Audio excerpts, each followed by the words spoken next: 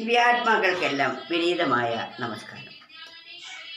നമ്മെ ഭരിക്കുന്ന ശക്തി ഏതോ അതാണ് ഭർത്താവ്, അതാണ് പതി. പതി എന്നാൽ നമുക്ക് നാഥനായിരിക്കുന്നത്. ഓരോ ജീവനും അതിനെ നയിക്കുന്ന ഓരോ പതിയുണ്ട്. എല്ലാവർക്കും പതിയായിരിക്കുന്നത് ഒന്ന്, ജീവന്മാർ അനേകവും അവരെ നയിക്കുന്ന ശക്തി ഒന്നുമാണ്. അതിനാൽ എല്ലാ ജീവന്മാരുടെയും ഭർത്താവ്, അതായത് ഭരിക്കുന്ന ശക്തി ആരാണ്? സർവേശ്വരൻ. അതാണ് സത്യം പതി നിന്റെ ആത്മാവ്, നിത്യം രമിക്ക നീ ആത്മാവിൽ, ഇത്തരം ചെയ്വത് പാതിവൃത്യാമെന്ന് ചിത്തെ ധരിക്കുക എന്നുമെന്നും. നമ്മൾ മനസ്സിലാക്കേണ്ട ഒരു പരമസത്യമാണിത്.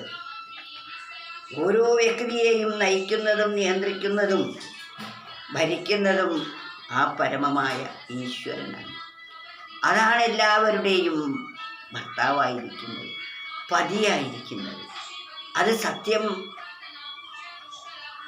എന്ന് പറയപ്പെടുന്ന ആത്മാവാണ്. സത്യം പരം ധീമഹി, സത്യമാണ് എല്ലാത്തിനും ആധാരമായിരിക്കുന്നത്. ആ പരമാത്മാവിനെ ആണ് പതിയായിട്ട് നമ്മൾ വരിക്കേണ്ടത്. അതാണ് നമ്മുടെ നിയന്താവ്.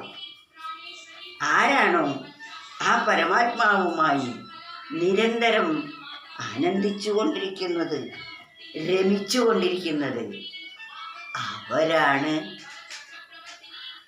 പരമസുഖികൾ.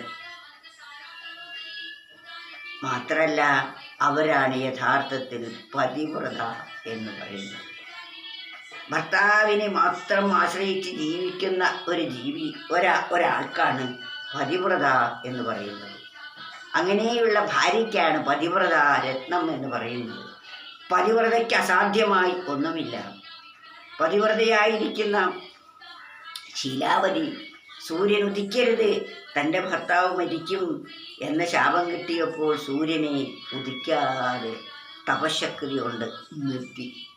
അതാണ് പാതിവ്രത്യ ശക്തി എന്ന് പറയുന്നത്. അത്തരം ശക്തികൾ പതിവ്രതയ്ക്കുണ്ട്. അത് പരമാത്മാവിനെ പതിയായി വരിച്ചാൽ ലഭിക്കുന്നതാണ്. അതിനാൽ സത്യം പതി നിന്റെ ആത്മാവ്, നിത്യം രമിക്ക നീ ആത്മാവിൽ, ഇത്തരം ചെയ്വത് പാതിവൃത്യാമെന്ന് ചിത്തെ ധരിക്കുക എന്നുമെന്നും. ഇത് മനസ്സിൽ ധരിച്ചുകൊണ്ടായിരിക്കണം നമ്മൾ ഈ ലോകത്തിൽ ജീവിക്കേണ്ടത്. എല്ലാ ജീവജാലങ്ങൾക്കും നാഥനായിരിക്കുന്നത് സർവേശ്വരനാണ്. ആ ഈശ്വരനെ നിയാമകനായി ആര് സ്വീകരിക്കുന്നുവോ അവർക്ക് താൻ വരുമ്പോഴും തുണയായുണ്ട്, ഇവിടെ ജീവിക്കുമ്പോഴും അതിൻ്റെ രക്ഷയാണ്. ഇനി ഇവിടം വിട്ടുപോകുമല്ലോ, ഈ ദേഹം നമ്മൾ ഉപേക്ഷിച്ച് മറ്റൊരു മണ്ഡലത്തിലെത്തുമ്പോൾ അവിടെയും നമുക്ക് തുണ ഈശ്വരൻ മാത്രമാണ്. ഈ ബോധം ഈ കാലത്ത് നമ്മൾ ധരിക്കണം. അതാണ് നാം ധരിച്ചിരിക്കേണ്ടത്. അതാണ് യഥാർത്ഥത്തിലുള്ള അറിവ് എന്ന് പറയുന്നത്. ആ അറിവാണ് നാം ജീവിതത്തിൽ നേടേണ്ടത്.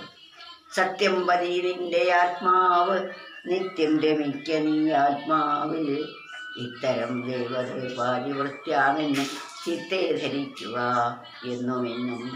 ഹരേ കൃഷ്ണ ഹരേ കൃഷ്ണ ഹരേ.